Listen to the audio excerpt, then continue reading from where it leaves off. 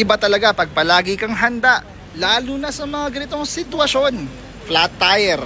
Ito mga sir, buti nilang meron tayong emergency kit para matulungan natin si Kuya Lalamove. Lagi ko talagang ina-advise na itong mga delivery rider natin na to, mapamotor man or kotse, dapat meron kayong ganito. Yung nag-deliver ng Lalamove sa akin, napansin ko flat yung gulong. Buti meron akong ganito. Ayun si Kuya. Kuya! Nangyari? Dapang-dapa naman yan. Subukan ko lang hanginan, Kuya.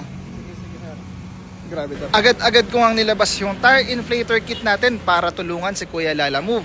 Makikita nyo rito sa time-lapse na dahan-dahan nang umaangat yung gulong ni Kuya.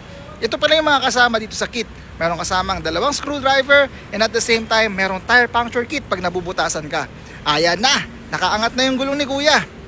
Sabi niya pala dito, at least makagulong na ako papunta sa vulcanizing shop. Ako na bahala, sir. Diyan lang naman. At least naka 23-24 PSI kami. May nakita na ako agad eh. Saan na yan? Ayun oh. Screw. Meron sana tayong pang emergency. Kaso hindi naman totally emergency dahil hindi naman siya bumabagsak agad. At may vulcanizing shop naman doon. Kuya, okay di ba? May pang emergency. Okay talaga. Dapat meron talagang ganyan. Okay sir, thank you. Ingat ka. Ingat ka. Sir.